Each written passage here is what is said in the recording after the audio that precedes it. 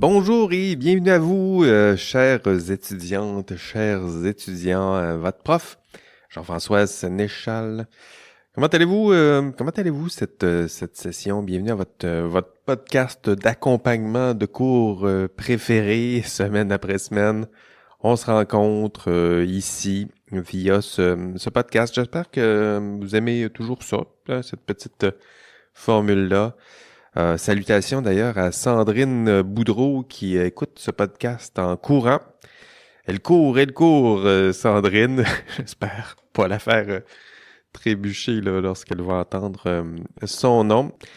Trouvez votre moment pour écouter ce podcast. Ça vous permettra de rester dans le rythme, que ce soit dans le bus, dans le trafic, en marchant, en courant. Trouvez votre façon de faire et ce sera notre moment à nous deux. Hein? C'est comme ça, ça me donne un peu cette impression-là de vous parler un à un. Je pense que c'est peut-être l'avantage du balado, c'est que ça donne vraiment l'impression de parler directement. En tout cas, moi, c'est l'impression. Même si je suis tout seul dans mon bureau, j'ai toujours l'impression de vous parler un à un, de te parler, hein, là où tu te trouves en ce moment, y compris lorsque tu cours. Sinon, OK, ben c'est fait. J'ai reçu vos TP1. Je vais vous corriger ça. Je vais corriger ça le plus vite que je peux, évidemment.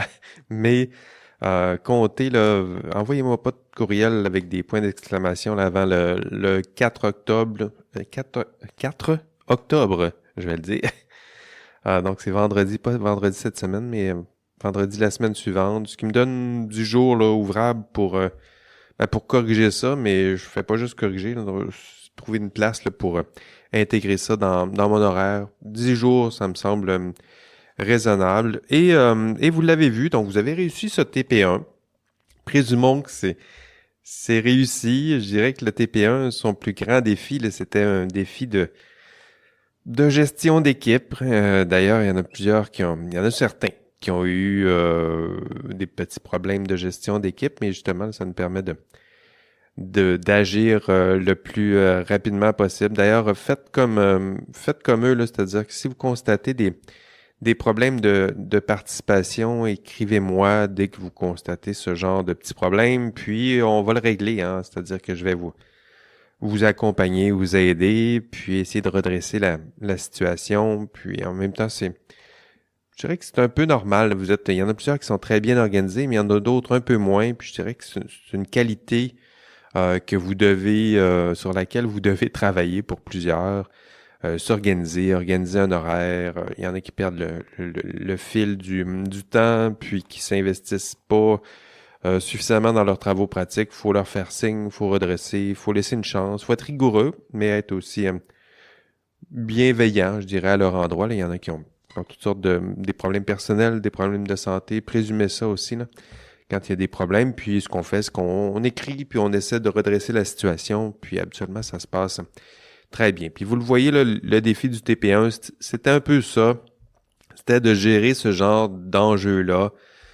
Moi, je me sers du TP1, oui, pour vous faire proposer un beau problème éthique, mais aussi pour m'assurer que tous vos Teams, vos Discord, vos Google Docs, là, tout ça fonctionne aisément, puis et rondement, parce que vous allez avoir besoin de tout ça là, pour vos TP2. Puis dites-vous que s'il y a des petits problèmes au TP1, mais ça deviendra vite des gros problèmes au TP2, d'où l'importance de gérer ces problèmes le plus tôt possible et le plus prudemment possible.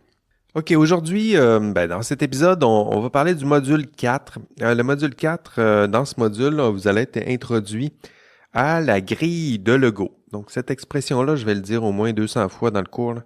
La grille de Lego. Et lorsque je dis la grille de Lego, c'est la grille d'analyse d'un problème éthique, là, une grille qui a été conçue par George A. Lego, hein, l'auteur principal d'ailleurs de l'ouvrage principal du cours éthique et professionnalisme, un ouvrage que vous avez déjà téléchargé, il est disponible en ligne, puis que vous avez déjà vous êtes promené déjà en diagonale dans ce livre, parce que ça faisait partie des tâches que je vous ai données dans les premiers modules. Et vous avez remarqué à la toute fin en annexe, il y a une belle grille. Il y a le chapitre 6 dans lequel Georges Legault vous explique la grille. Mais la grille en tant que telle, elle est à l'annexe 6. Puis c'est de cette grille dont on va se servir non seulement dans ce module 4, je vais vous introduire à cette grille, mais c'est une grille dont vous allez avoir besoin dans votre TP2, puisque vous devrez puiser dans les résultats de cette grille pour rédiger votre rapport décisionnel. Donc, le rapport décisionnel, le gros TP2, ça sera ça, là. Ça sera prendre votre TP1, l'analyser à l'aide de la grille que je vais vous expliquer dans ce module 4 et m'expliquer votre décision dans un rapport décisionnel. Tout ça, ce sera le TP2. Une grille très importante dans ce cours, très importante entre autres parce qu'il va y avoir des questions à l'examen aussi sur cette grille. Hein? Ben oui. J'ai dit le mot examen, il y en a peut-être qui... Là, tout à coup, l'attention est toute là. Je vous le dis, c'est une grille, mais on va l'utiliser. Puis si vous l'utilisez souvent, puis vous l'utilisez bien, puis vous allez l'apprendre, cette grille. Mais si vous participez pas au TP, si vous étudiez pas, mais vous n'allez pas la connaître, cette grille. Puis cette grille, ça fait partie du contenu d'examen. D'où l'importance de, déjà, vous donner un podcast où je vous donnerai un aperçu de cette grille. Ça vous fera déjà une première... vous familiariser avec cette grille, puis une première étude, je dirais, de cette grille. Dans ce module 4, en classe, demain, mardi, ce sera à 12h30 dans notre tout nouveau local de Coninck 1161. D'ailleurs, il y a des alertes, des exercices de feu ces temps-ci là, sur le campus, en espérant qu'il n'y en ait pas un au Deconinck. Il y en a eu un au Félix-Antoine Savard aujourd'hui. Habituellement, ils font ça dans la même semaine. On verra. J'essaie d'anticiper les problèmes, mais ça devrait bien se passer. Ce que je disais, c'est que demain, mardi, oui, on va utiliser la grille d'analyse de Legault et on va l'appliquer à un cas que je vais vous présenter en classe, qui est un cas sur le plagiat universitaire.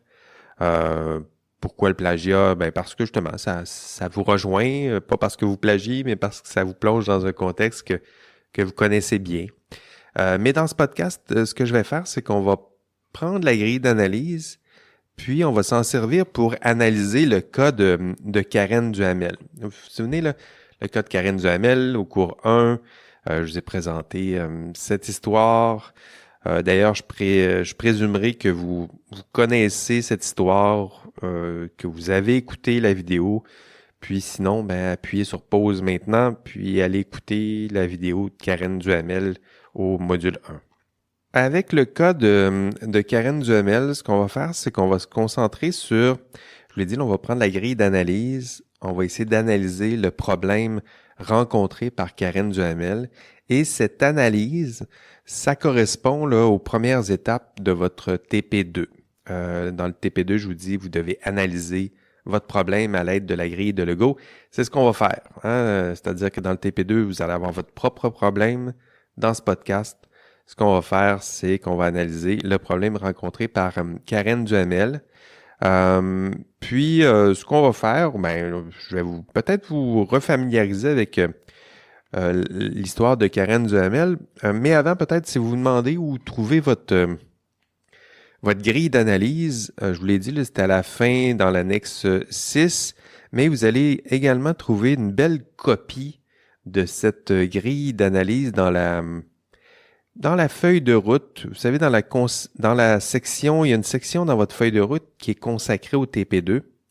Vous allez trouver une copie de la grille exactement là. J'ai pris une copie là, qui ne reste qu'à remplir, je dirais. Là, c'est un beau document simple. Vous le prenez, vous l'imprimez ou vous le téléchargez, puis il reste juste à combler les vides. Sinon, encore une fois, là, il y a une belle grille d'analyse à la fin de l'ouvrage de Legault. Ouvrage auquel vous avez accès là, via, encore une fois, la section. Si vous le cherchez, l'ouvrage, il est dans la section, attendez, matériel, oui, je l'ai ici, matériel didactique.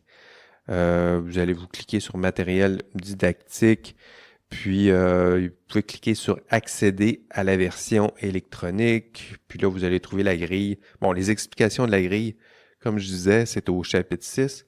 Et la grille en question, c'est dans l'annexe 2.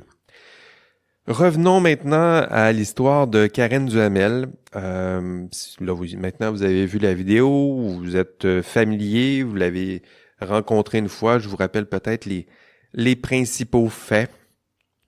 Vous allez voir dans la grille d'analyse, ça fait partie d'une des tâches, recenser les principaux faits. Donc, voyons ensemble les principaux faits. Karen Duhamel, elle est ingénieure. Donc, si elle est ingénieure, ça fait partie des faits parce que ça influencera votre analyse. Rappelons que Karen vous ressemblait un peu, c'est-à-dire qu'elle, à la sortie de son université, elle avait été embauchée pour une grande firme de génie conseil, Génivard. Génivard qui est devenu WSP depuis...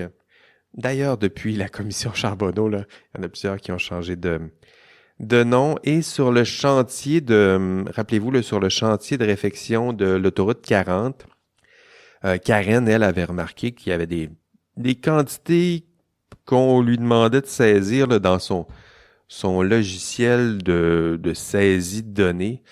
Karen s'était rendu compte que ça semblait gonfler les chiffres, c'est-à-dire que les quantités posées semblaient un petit peu être gonflées par rapport aux quantités qu'elle estimait. Puis, s'en est suivi une suite de maladresses et de petits jeux de cachette. Là. Rappelez-vous qu'il y avait même de l'argent liquide qui circulait sur le chantier. Puis, rappelez-vous aussi que Karine s'était adressée à ses patrons, que ses patrons ne l'ont vraiment pas aidé. Au contraire, ont même tenté de lui nuire. On l'a tassé, on l'a tabletté. J'espère que vous connaissez ce beau mot inventé là, quand on met quelqu'un sur des tâches plates mais non dérangeantes. Donc, on l'a tabletté. On lui a fait sentir qu'elle dérangeait. Un témoignage, là, rappelez-vous, là, émouvant, un petit peu anxiogène, inspirant aussi d'une certaine façon. C'est le problème de Karen Duhamel.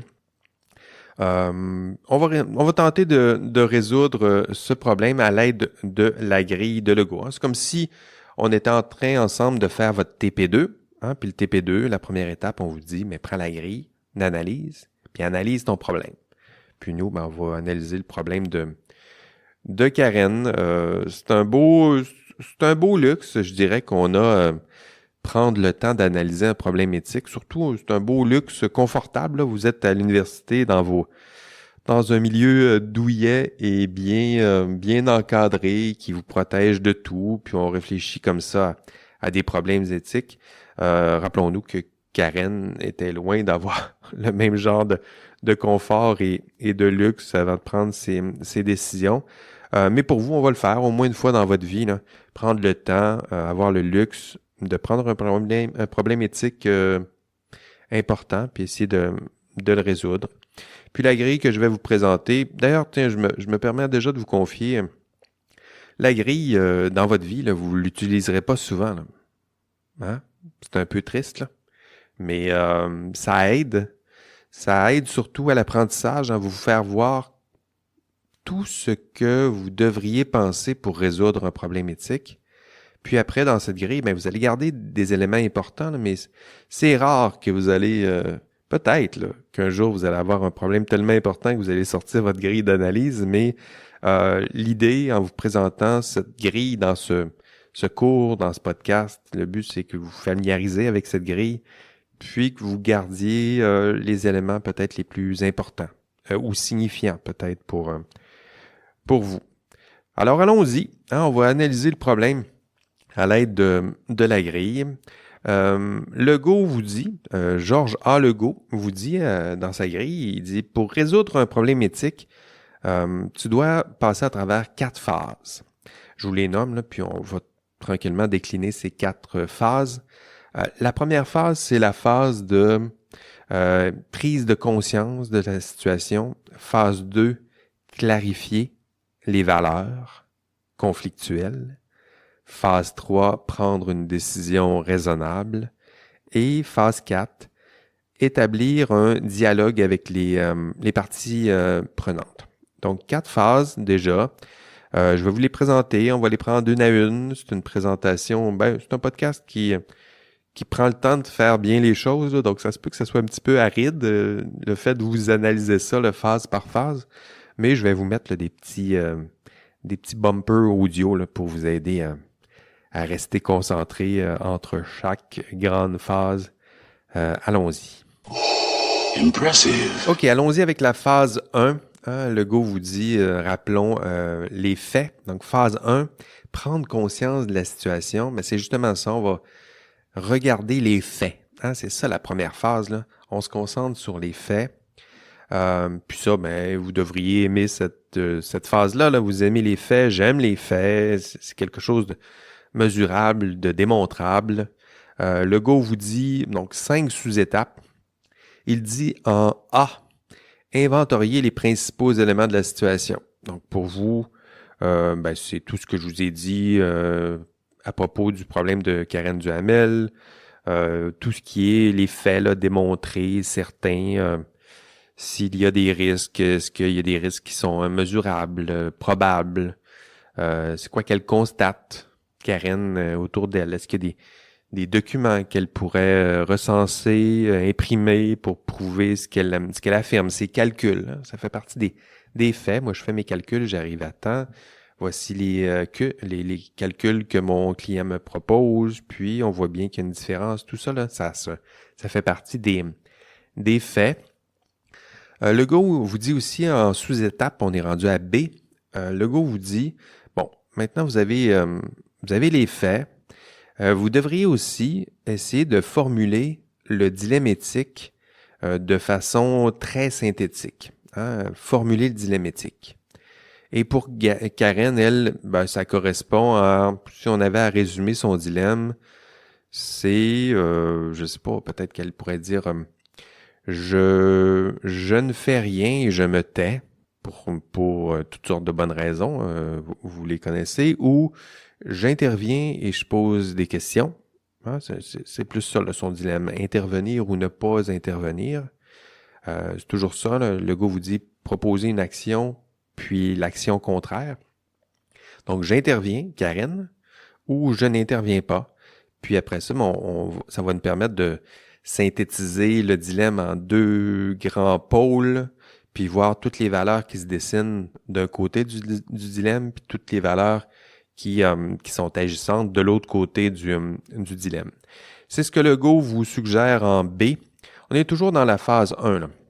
Maintenant, 3e sous-étape, le go vous dit, bon, maintenant, résumez votre prise de décision spontanée. Tu as recensé quelques faits, tu as déjà formulé ton dilemme, tu l'as résumé. En C, résumer la prise de décision spontanée. Vous le faites naturellement lorsqu'on arrive face à un problème éthique. C'est comme ça qu'on va le formuler. Là. Instinctivement, je prendrais telle décision. C'est bien de le dire. C'est bien d'aller plus loin que son propre instinct, mais c'est bien aussi de saisir où va notre instinct. C'est quoi instinctivement mon gut feeling, là, mon feeling, là, il s'en va où? Mon ventre, mon instinct, nommez-le comme vous voulez, là. Il me dit d'aller où? De prendre quel type de décision. C'est important pour savoir d'où vous partez. Puis après, l'analyse vous permettra de savoir où vous allez. Puis de voir s'il n'y a pas une différence entre où vous partez et où vous allez. Mais cette sous-étape-là est importante. Résumer la prise de décision spontanée. 4e sous-étape, le go vous dit analyser la situation des parties concernées. Ce qu'il veut dire ici, c'est là où vous faites votre analyse conséquentialiste, là, vous faites votre liste d'acteurs, actrices, parties prenantes. Puis là, vous les mettez dans une colonne. Karen, qui avait-elle autour d'elle? Il y avait Yannick Gourde, il y avait son patron, M. Semidjian, il y avait le MTQ, le public, l'entrepreneur en question. Puis là, on fait une liste, puis on fait la liste de toutes les conséquences positives et négatives sur chacune des parties. Donc, sur chacun des acteurs, actrices, on regarde si je prends telle décision, voici les conséquences positives et négatives sur Yannick Gourde ou sur mon patron. Et si je prends la décision contraire, voici les conséquences positives et négatives sur mon patron, M. Semidjan, voici sur l'entrepreneur. Puis on fait ça pour chacune des parties prenantes plutôt. On est toujours dans la phase 1. Legault vous dit, ça va bien, vous êtes en train de vous attaquer aux faits. Vous avez passé à travers 4 sous-étapes. La 5e, c'est d'analyser la dimension normative de la situation.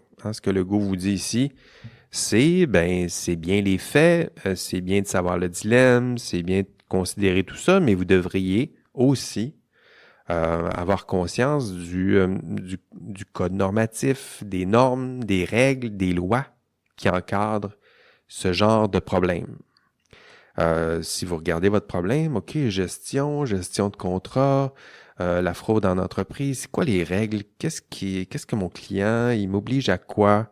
C'est quoi mes obligations légales à moi dans ce cadre-là? Donc, faire une recension là, des règles, des normes, tout ce qui est prescrit et explicitement juridique, là. Votre code civil, le code des professions, le code du travail, la loi, tout ça, là, c'est dans cette 5e sous-étape, Legault vous dit, bon, c'est bien, mais une première partie de l'analyse, lorsqu'on prend conscience de la situation, c'est d'avoir au moins conscience du cadre normatif qui encadre justement ce genre de problème.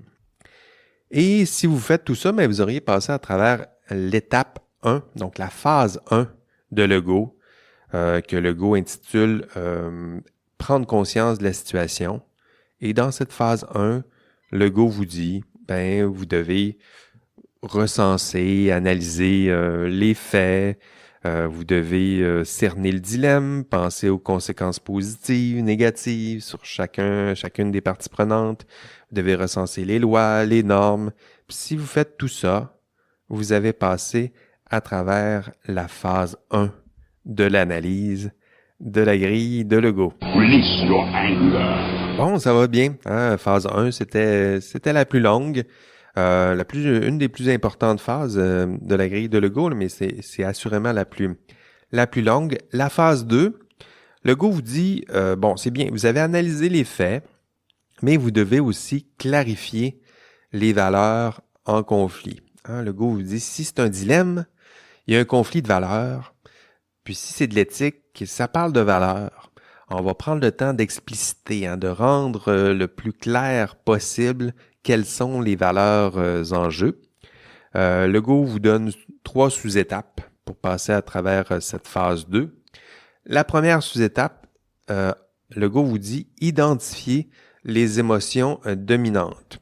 Un conseil fort à propos. Vous êtes en train de rencontrer un problème éthique. Avant de passer aux valeurs, déjà clarifier c'est quoi les émotions qui sont en jeu. Qu'est-ce qui peut tromper, influencer votre jugement? Est-ce qu'il n'y a pas de la... Mettez ça sur le papier. Est-ce qu'il y a de la frustration? Pourquoi? Est-ce que vous avez peur d'être congédié? Tout ça, là, ce genre d'étape-là où les émotions se mélangent à l'analyse. Legault vous dit, faites attention, c'est important de les nommer. En B, Legault vous dit, donc sous étape 2, B, Legault vous dit, bon, c'est bien, vous avez pensé aux émotions, maintenant, plongeons dans les valeurs. Legault parle de valeurs agissantes. Les valeurs agissantes, c'est les valeurs là, qui influencent votre prise de décision. Donc, si vous cherchez, il y a plusieurs des étudiants qui me demandent, les valeurs, on les trouve où? Là? On les invente? On les invente pas, là, mais c'est-à-dire que vous allez les retracer à travers la première partie de votre analyse. Là. C'est-à-dire que vous savez, quand vous allez faire les recensions des conséquences positives, négatives, si vous dites qu'une conséquence est positive, c'est parce qu'il y a une valeur qui est sous-jacente. Si vous voyez que c'est positif, c'est parce que vous voyez qu'il y a une valeur, puis ça vous permet positivement d'atteindre cette valeur-là. Je pourrais peut-être donner des exemples plus précis, là. C'est-à-dire que si vous mentionnez dans vos conséquences, vous mentionnez, ça se peut qu'il y ait des conséquences négatives sur ma propre sécurité d'emploi. La sécurité d'emploi, c'en est une valeur. Si vous dites, j'ai peur des relations avec mon employeur, mais la loyauté envers l'employeur, c'en est une valeur. Si vous dites, j'ai peur de perdre la confiance de mes collègues, la solidarité envers les pairs, ça aussi, c'est une des valeurs. C'est comme ça que vous allez retrouver des valeurs, là. Entre autres, dans les conséquences, c'est ça, là, vous regardez, c'est quoi les conséquences que j'ai dit positives et négatives, puis c'est quoi la valeur qui est en jeu. Si c'est positif, je me rapproche de cette valeur. Si c'est négatif, je m'en éloigne. Legault vous dit aussi, les normes sont les normes sont de bons indicateurs de valeur, hein. C'est-à-dire que si on dit qu'on respecte, qu'on crée une loi et qu'il faut la respecter, c'est parce que sous cette loi, sous cette règle, il y a souvent une valeur. Hein? Le code du bâtiment, par exemple, c'est un code, mais il y a une valeur en dessous de ce code-là, là, c'est la sécurité du public. C'est pour ça qu'on se donne un code. Je sais pas, le code de la route, mais c'est la sécurité routière. Hein? Il y a tout le temps des valeurs comme ça qui se cachent derrière les normes, l'interdit de la fraude. Il y a la valeur de vérité, il y a la valeur de finances publiques, hein, sécurité des finances publiques qui est sous-jacent à tout ça. Je pense que c'est un exercice que vous êtes capable de faire, hein, derrière les lois, les normes, les règles, les conséquences positives, les conséquences négatives, il y a des valeurs. Hein, puis votre réflexion, là, c'est ça que vous devez développer. Si vous voulez penser en matière d'éthique, là, c'est d'essayer de voir quelles sont les valeurs qui se cachent là, derrière les conséquences positives, négatives, puis qui se cachent derrière les lois, les règles, les normes là, qui encadrent ma profession. Et dernière sous-étape, on est toujours dans cette phase 2. Legault vous dit, vous devez identifier le principal conflit de valeurs agissantes. Donc, il y a des valeurs que vous avez déjà identifiées et Legault vous dit, à la fin, si vous avez un dilemme, vous devriez être capable de le formuler en fonction des valeurs que vous avez identifiées, puis d'identifier 2 valeurs principales. 2 valeurs qui vous font hésiter. Si je vais à gauche, c'est bien, puis ça dessert telle valeur. Si je vais à droite, c'est bien aussi, et c'est bien pourquoi? Mais parce que je me rapproche de telle autre valeur. C'est ça un dilemme. Hein? Puis pour résoudre le dilemme, on va essayer de privilégier une valeur par rapport à une autre. C'est ça qui est déchirant. Hein? On a 2 belles valeurs qui s'affrontent, puis on va en sacrifier une pour en privilégier une autre. Hein? On en met une juste au-dessus de l'autre. Puis ça nous fait mal parce que la deuxième, elle est aussi importante pour nous, mais on va privilégier une par rapport à l'autre. Si on voit l'exemple de Karen, elle, son dilemme, Karen Duhamel toujours, elle, c'était peut-être la valeur de vérité, peut-être. C'est-à-dire qu'elle souhaite dire la vérité à propos de ses chiffres. Elle voit bien qu'il y a des problèmes, il y en a qui mentent autour d'elle. Puis pourquoi elle doit dire la vérité? Je dirais que c'est son cadre normatif. Elle veut respecter la loi. Pourquoi? Parce qu'elle a l'impression qu'elle est en train de mentir, là. Et j'opposerais ça. La deuxième valeur, c'est peut-être sa sécurité d'emploi, peut-être. C'est-à-dire que si elle hésite ou si elle se sent mal, peut-être, dans cette situation, c'est parce qu'elle voit bien qu'il y a des enjeux concernant sa sécurité d'emploi, donc son allégeance aussi à son employeur. Ce serait ça, je dirais, son dilemme pour elle et son conflit de valeurs pour l'histoire de Karen Duhamel. Ce serait ça, hein, la deuxième phase. Legault vous dit, c'est bien, en première phase, on a pensé aux faits. La deuxième phase, on pense aux valeurs, donc clarifier les valeurs en conflit. Puis ça, ce que vous faites dans cette deuxième étape-là, c'est d'identifier les valeurs là où elles se cachent, hein, c'est-à-dire dans les conséquences positives, négatives, dans les lois, dans les normes, puis de cerner aussi le conflit de valeurs. Là. Comprendre que votre dilemme, s'il y a dilemme, c'est parce qu'il y a deux valeurs en conflit. Puis à la fin de cette deuxième phase, vous devriez très clairement, là, sur une belle page, voir deux valeurs qui s'affrontent et ça vous permet d'encapsuler dans sa façon la plus simple, peut-être, le dilemme que vous êtes en train de résoudre. OK, tiens, je vais en profiter pour donner mon indice ici. Ça va vous tenir réveillé, puis ça va me permettre de valider s'il y en a juste qui écoutent la fin de l'épisode pour prendre les indices. Donc celui-là, je vais le mettre en plein milieu de mon épisode. L'indice cette semaine, la grille de Georges A. Legault. La grille de Georges A. Legault. Fin de l'indice. OK, on continue. On a deux belles phases de compléter. On passe à la phase 3 de la grille de Legault. Legault vous dit, la troisième phase, on va discuter et prendre une décision raisonnable. C'est là qu'on prend la décision. Hein, on la prend pas à l'étape 1, c'est pas la première chose qu'on fait. Non. D'abord, on va identifier les faits, on va réfléchir aux valeurs, puis après, on prend la décision, nous dit Georges A. Legault. Non seulement on va prendre une décision, mais c'est pas une décision arbitraire, c'est une décision raisonnable. Hein, ce que ça veut dire, c'est qu'on va se trouver des raisons d'agir. Et Legault divise cette troisième phase en 3 sous-étapes. Première sous-étape, Legault nous dit, vous devez identifier la valeur qui a préséance. Hein? C'est ce que fait Karen, là. Karen doit identifier la valeur qu'elle doit privilégier. Puis c'est ça, hein, je le disais un peu plus tôt, c'est ça la décision éthique, là. C'est décider de prioriser une valeur. Puis pour Karen Duhamel, elle a décidé de privilégier la vérité. Hein? Et au détriment d'autres valeurs, peut-être la solidarité envers ses collègues ou la soumission à l'autorité. Tout ça fait partie des valeurs importantes peut-être pour elle. Et peut-être comme valeur, il y avait peut-être aussi son succès professionnel ou la sécurité, de sa progression professionnelle, tout ça, là, ça sera un sacrifice important. Je suis convaincu que c'était important pour Karen, mais elle va privilégier une valeur, la vérité ou la justice, là, dépendamment comment Karen va articuler sa décision.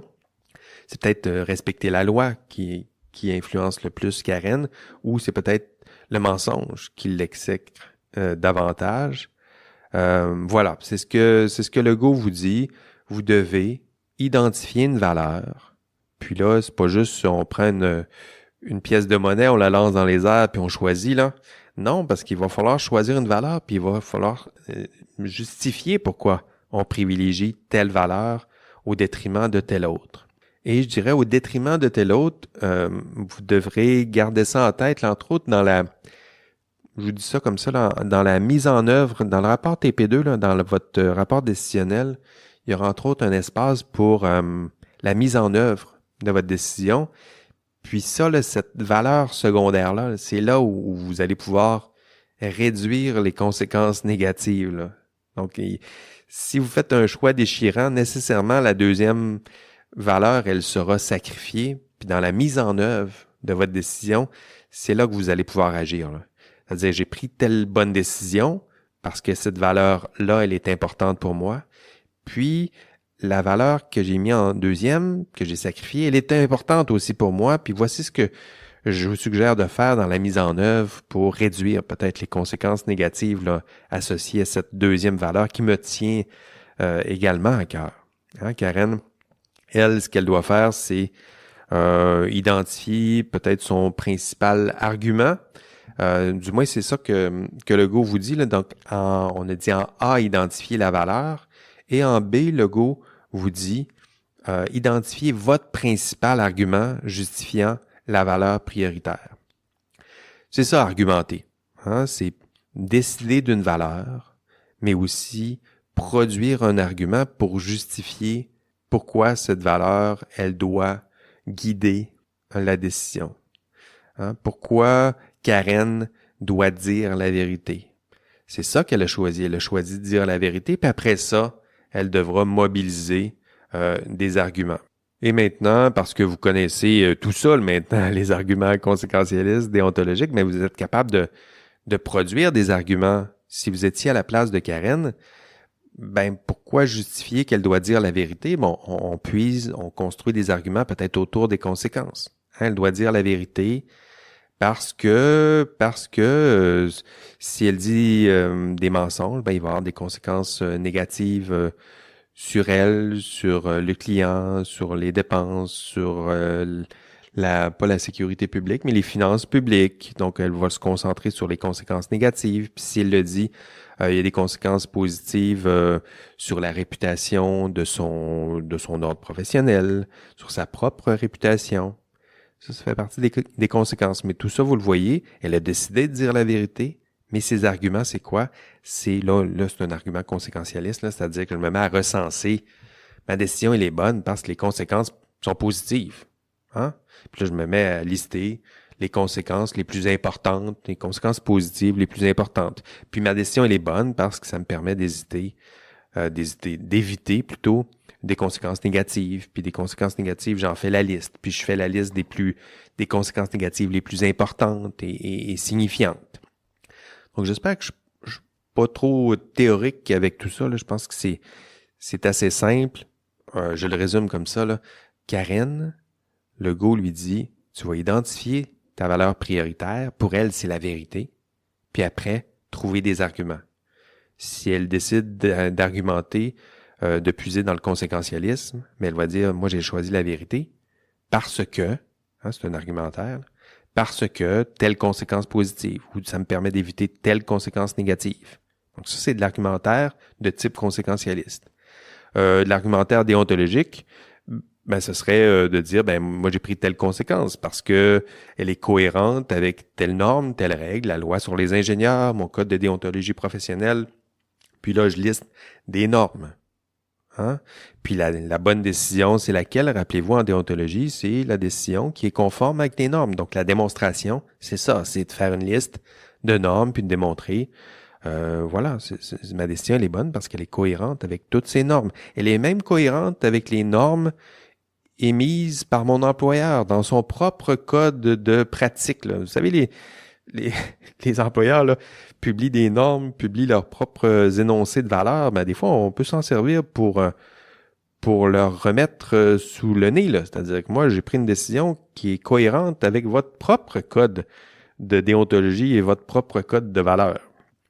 Voilà, ça fait partie des argumentaires. Donc, identifiez le principal argument. Et ensuite, Legault vous dit en C, on est toujours dans la 3e phase, et là, on est dans la 3e sous-étape de la phase 3. J'essaye de bien le dire à l'oral là, pour que vous ne soyez pas trop mélangés. Et Legault vous dit enfin, précisez les modalités de l'action. Donc, pensez à la mise en œuvre de votre décision. C'est là aussi, là, j'en parlais un peu plus tôt, c'est là que ça se joue. C'est-à-dire que vous avez démontré que votre décision, elle est bonne, qu'elle s'appuie, qu'elle mette en œuvre une valeur importante pour vous, que vous avez de bons arguments. Ben, ici, en phase 3C, Legault vous dit, une fois qu'on a démontré tout ça, expliquez comment mettre en œuvre votre décision. Par exemple, Karen, elle, pourrait dire, moi, la mise en œuvre, je vais communiquer avec l'OIQ, hein, pour avoir du soutien ou pas, pour leur demander des conseils juridiques ou du soutien d'experts ou pas, en tout cas obtenir ou pas. Je vais communiquer avec le client du MTQ pour partager mes doutes. Je vais prévenir mon supérieur pour exiger des changements. C'est ça, là, penser à la mise en œuvre, c'est qu'on est convaincu de la pertinence de notre décision, de sa valeur, de l'argumentaire qui justifie cette décision, puis après, on essaye de la mettre en œuvre. C'était la phase 3C. Tiens, je la résume. Pour prendre une décision raisonnable, on est dans la phase 3. C'est ce que Legault vous dit. Vous avez pensé aux faits, phase 1. Vous avez pensé aux valeurs, phase 2. Et maintenant, vous avez pris une décision raisonnable. Et pour prendre cette décision raisonnable, vous avez fait quoi? Vous avez identifié une valeur que vous allez privilégier. Vous avez trouvé des arguments pour justifier pourquoi cette valeur doit être privilégiée. Puis, vous êtes capable maintenant de justifier rationnellement votre décision. Puis en plus, vous avez pensé à la mise en œuvre de cette décision. OK, ça va bien. On a fait 3 phases. Il reste seulement une phase. Établir un dialogue avec les parties concernées. Donc, il parle ici de dialogue, là, mais je dirais que c'est peut-être la phase qui est peut-être la moins bien identifiée. Je dirais que ce que Legault souhaite que vous fassiez ici dans cette dernière phase, c'est justement de prendre un pas de recul, un pas de recul sur votre propre décision et ses propres raisons d'agir pour faire un pas de recul pour valider la force de votre décision avec ses failles, pour éventuellement être capable d'en discuter avec les autres parties prenantes. Voilà, hein, c'est un peu peut-être la phase la moins bien identifiée par Legault, là, mais c'est ça ici qu'on doit faire dans la phase 4, c'est faire un pas de recul pour faire une réflexion critique sur la décision. Legault parle de faire une réflexion critique sur le caractère universalisable des raisons d'agir. Donc ça, c'est son petit langage un peu cryptique, là, mais ce qu'il veut dire, c'est que vous avez trouvé des raisons d'agir. On va évaluer dans quelle mesure ces raisons sont universalisables. Ça veut dire qu'est-ce qu'on peut tirer des généralisations de tout ça, puis est-ce qu'on peut trouver aussi des limites à ces raisons d'agir. Puis là, Legault vous suggère, pour évaluer dans quelle mesure votre décision elle est universalisable ou non, là, il vous propose 3 critères pour examiner la force de vos raisons d'agir et les limites de ces raisons d'agir. Puis, parce qu'on arrive à la fin du podcast, là, je vais rajouter un petit bumper audio là, parce que ces trois critères-là, ces 3 critères sont importants. Puis, souvent, vous êtes fatigués rendus là. C'est la même chose en classe. Là, rendu à la fin, mes étudiants sont un peu fatigués, mais ces 3 critères-là sont néanmoins très importants. Donc, je vous ajoute en bonus un petit bumper audio ici.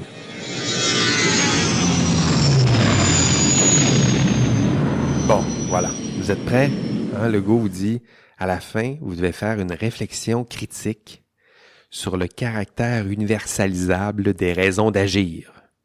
Et c'est toujours aussi cryptique, mais ce que ça veut dire, c'est je vais vous donner 3 critères pour évaluer dans quelle mesure votre décision elle est si bonne que ça. Là. Vous pensez qu'elle est bonne, on va regarder quelques critères pour examiner votre propre décision. Le premier critère de Legault, c'est le critère d'impartialité. C'est-à-dire que vous pensez qu'elle est bonne, votre décision, mais êtes-vous vraiment impartial?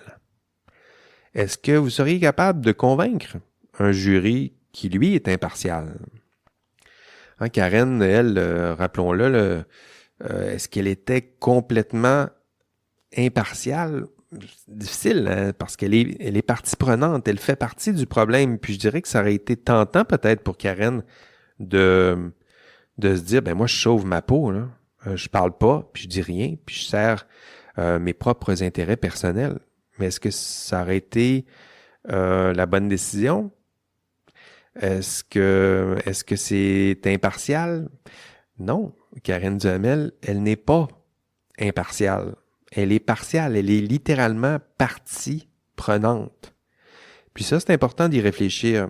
Quand on prend une décision, si vous faites partie de la décision, si vous prenez une décision, puis vous êtes celle qui risque le plus de tirer des conséquences positives de votre décision, ben vous êtes en train de servir vos propres intérêts. Puis ça, c'est important d'en prendre conscience, parce que si vous essayez de justifier votre décision à, je sais pas, un jury qui lui est impartial, ça se peut qu'il n'arrive pas à la même décision que vous. Hein, si Karen arrive devant un jury impartial puis dit ben moi je me suis sauvé parce que j'avais peur pour ma sécurité financière, ben c'est la bonne décision, mais Karen l'a pris, elle était partie prenante, elle a sauvé sa peau, mais devant un jury impartial, il va lui répondre, ben c'est pas ça ton rôle, c'est pas pour ça que tu as une formation d'ingénieur, c'est pas pour ça qu'on place des ingénieurs dans vos genres de chaises avec vos responsabilités, tu aurais peut-être dû prendre une autre décision. Donc heureusement, Karen, elle est partie prenante, mais elle prend une décision qui va à l'encontre de ses propres intérêts personnels, mais elle n'est pas plus impartiale pour autant. Mais je dirais que c'est ça que ça vous invite à réfléchir. Quand Legault parle du critère d'impartialité, c'est le moment de regarder votre décision puis de voir dans quelle mesure vous, qui prenez la décision, vous êtes impartial. Puis si vous n'êtes pas impartial, qu'est-ce que vous pourriez faire pour la rendre encore plus impartiale? C'est quoi que Karen aurait pu faire? Ben, c'est ce qu'elle a fait un peu, hein? C'est-à-dire qu'elle est allée voir son ordre professionnel pour avoir un avis externe. Elle a demandé à son entourage, peux-tu m'aider? Est-ce que je rêve ou il y a des gens qui essayent de tromper le système là, autour de moi? Là? Puis je pense que c'est un bon réflexe. Quand on est juge et partie, on prend une décision, on fait partie du problème, mais d'aller le voir à l'extérieur, d'essayer de mettre en place des processus pour rendre la décision encore plus impartiale, c'est une belle mesure de prudence. C'est le premier critère que vous suggère Legault, le critère d'impartialité. Le deuxième critère, c'est le critère de réciprocité. Legault vous dit, pour prendre une bonne décision, à la fin, si vous voulez valider votre décision, essayez de vous mettre à la place de l'autre. C'est ce que ça veut dire, là, réciprocité. C'est-à-dire qu'il vous dit, essayez de penser à celles et ceux qui subiront peut-être les contre-coups de votre décision. Il y a des conséquences négatives, là, tu les as identifiées. C'est des conséquences négatives sur qui, là? Puis ces personnes-là là, qui vont subir des conséquences négatives, est-ce que tu serais capable de leur expliquer ta décision? Est-ce que tu penses pouvoir les convaincre de ta décision? Est-ce que les raisons d'agir pourraient les convaincre? Puis, si tu n'es pas capable de les convaincre, ben, qu'est-ce que tu pourrais déployer peut-être comme mesure, des aménagements peut-être de mise en œuvre de ta décision pour faire en sorte qu'ils acceptent mieux ta décision? C'est ce que Legault vous demande ici comme critère. Ça se peut que ta décision fasse des dommages. Ben, pense à celles et ceux qui subiront les contre-coups de ta décision. C'est important d'y penser quand on prend une décision délicate. Penser à l'autre, penser à celles et ceux comme Karen, là, elle, c'est quoi? Qui va subir les contre-coups de la décision de Karen? Ben, c'est son employeur. Ce sont ses collègues et patrons. Est-ce qu'ils le méritaient peut-être? Mais c'est quand même eux, là. Elle, quand elle prend sa décision, elle l'a fait d'ailleurs. Penser à qu'est-ce qui va se passer avec eux. Je pense que M. Sémidjian, je pense que pour elle, il méritait tout ça. Là. Mais son collègue, Yannick Gourde, c'est ça. Là. Legault vous dit, quand on prend une décision déchirante, c'est parce que vous avez déjà mesuré des conséquences négatives. Des conséquences négatives sur qui? Pensez-y. Parce que c'est eux qui seront peut-être les plus difficiles à convaincre de la pertinence de votre et de la rationalité de votre décision. Le troisième critère, c'est le critère d'exemplarité. Donc, on a déjà le critère de réciprocité, le critère d'impartialité. Le troisième, c'est le critère d'exemplarité. Legault ici, c'est son dernier critère. Ce que Legault vous demande ici, c'est de réfléchir à justement à la portée de votre décision. Dans quelle mesure cette décision-là pourrait être normalisable, pourrait être généralisable. C'est une super belle réflexion parce que quand on prend une décision, il peut y avoir des décisions, on a vu un peu là, quand on a regardé le vocabulaire propre à la morale et l'éthique, quand on prend une décision déchirante, parfois il y a des éléments de contexte. Parfois, c'est important de tenir compte de la personne, du contexte, du moment précis, des circonstances. Parce que dans certaines circonstances, dans certains contextes, certaines décisions peuvent être justifiées. C'est là que Legault vous demande de réfléchir à tout ça. Là. Est-ce que, dans le fond, ce qu'il vous demande, c'est est-ce que votre décision elle est toujours bonne, puis on peut la généraliser, puis à ce moment-là, ça te permet de faire des recommandations. Alors là, tu fais des recommandations en disant, ben nous, notre décision, elle est toujours bonne dans tel contexte. Puis là, tu donnes des éléments de contexte pour justifier une décision qui ressemblerait à la vôtre dans le même contexte. Ou au contraire, c'est là que ça vous permet de justifier, ben non, notre décision, elle est seulement bonne dans ce cas précis parce que c'est un cas rare, exceptionnel, à un moment bien particulier où une telle décision s'imposait. Voilà, hein, c'est ce que Legault vous demande quand il vous demande le critère d'exemplarité. C'est ça, c'est réfléchir dans quelle mesure la décision déchirante que vous avez prise, est-ce qu'on pourrait la généraliser? Puis à ce moment-là, ça nous permet de faire des belles recommandations, ou au contraire, non, on fera pas de recommandations, on fera pas de généralisation parce que c'est vraiment un cas exceptionnel, puis voici pourquoi c'est exceptionnel. Et ça, c'est le troisième critère de cette quatrième phase. Donc, en phase 4, il vous dit faire une réflexion critique sur le caractère universalisable des raisons d'agir. C'est ce qu'il veut dire. On se prend un pas de recul, puis on réfléchit à notre propre décision avec ses forces, avec ses limites, à travers l'examen de ces trois critères. Puis, si vous avez passé à travers tout ça, on serait rendu à la dernière étape de la grille de Legault. Donc, on est toujours dans la phase 4, mais l'étape B. Et l'étape 4B, c'est la dernière étape de la grille de Legault. Et ça, qu'est-ce que Legault vous dit dans ce 4B? Il vous dit formuler et présenter une argumentation complète permettant de justifier votre décision. Et ça, c'est votre rapport décisionnel TP2. Hein? C'est pas un hasard, là. C'est pas un hasard, là. Je l'ai pensé comme ça. C'est-à-dire que vous allez passer à travers la grille, hein, puis à la fin, vous rédigez votre décision. Donc, vous avez bien analysé votre problème, vous avez passé à travers toutes les phases, vous avez bien analysé, puis à la fin, ben, vous êtes prêt à rédiger votre rapport décisionnel. Vous êtes prêts et prêts à nous expliquer votre décision. Hein, c'est quoi? Pour quelle raison? Pour telle valeur? Les conséquences positives, négatives, vos arguments, la mise en œuvre, tout ça, vous y avez pensé avant, là. Mais vous êtes rendu là.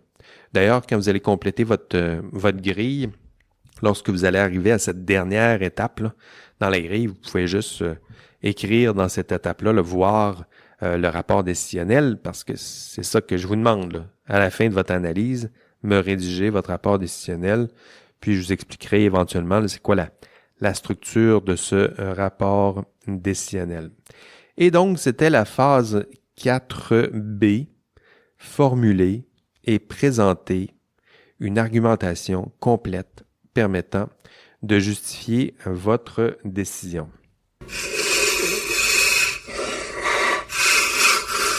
Et voilà, 4 phases dans cette grille d'analyse proposée par Georges A. Legault. Et vous devrez passer à travers ces 4 grandes phases lorsque vous allez analyser votre beau TP1, celui que vous m'avez proposé. Là. Et tout ce qu'il vous reste à faire, c'est prendre cette grille puis l'analyser à l'aide de cette grille d'analyse. Et qu'est-ce que vous allez faire? Mais vous allez analyser les faits. 1. 2. Clarifier les valeurs conflictuelles, hein, les valeurs là, qui se cachent derrière les conséquences et les normes. 3. Prendre une décision éthique. Donc là, c'est là que vous allez résoudre rationnellement votre conflit de valeurs, que vous allez trouver des raisons d'agir, que vous allez penser aux actions là, qui vous restent à poser. Et 4. Établir un dialogue avec les parties concernées. Et là, ici, là, encore une fois, là, c'est plus l'idée de prendre un pas de recul, une distance critique par rapport à votre propre décision, puis essayer de voir dans quelle mesure elle est, oui ou non, universalisable avec les nuances que j'ai faites un peu plus tôt. Mais là, je parle beaucoup, puis cette grille, je vous dirais que vous allez mieux la comprendre, vous allez plus urgemment comprendre la nécessité de cette grille lorsque vous allez tenter d'analyser vous-même votre propre énoncé de TP1. D'ailleurs, commencez déjà, dès maintenant, tout de suite après le module 4, Vous êtes familier maintenant avec la grille, là? Sautez tout de suite. Vous l'avez votre TP1, là. Attendez pas que je le corrige, là. Ça va prendre 10 jours. Prenez votre TP1, présumez que vous l'avez bien fait, puis que vous allez avoir une note qui est tout à fait acceptable, puis commencez déjà à l'analyser, passez à travers la grille pour déjà commencer cette première étape du TP2. Je vous donne ces explications maintenant. Profitez-en pendant que c'est frais en votre mémoire là, pour déjà vous lancer dans tête baissée. Là, lancez-vous dans cette première phase qui est celle de l'analyse de votre propre TP1 à l'aide de l'analyse, la grille d'analyse de Georges A. Legault. Puis, si vous êtes perdu un peu dans cette grille, ben, il y a toujours les explications du module 6 de Legault. Sinon, vous pouvez réécouter ce podcast. Ça vous aidera peut-être là, éventuellement, peut-être même à la fin de votre analyse, peut-être réécouter le podcast ou reconsulter les explications pour être sûr que vous avez bien fait tout ça. Voilà, c'est tout pour cette semaine. Bravo pour... vous avez passé à travers, c'était quand même assez austère. On va le revoir demain en classe. On va essayer de l'appliquer avec un autre cas. Là, rappelons-le, ça va être un cas de triche universitaire, mais déjà, là, vous commencez à vous familiariser, vous en faites un nouvel ami. Cette grille d'analyse, c'est bien de commencer assez tôt, puis ça vous aidera là, à vous approprier en partie, la matière de ce module 4. Allez, on se revoit demain en classe, sinon la semaine prochaine, on se revoit ici en podcast, et d'ici là, prenez soin de vous. Allez, bye bye.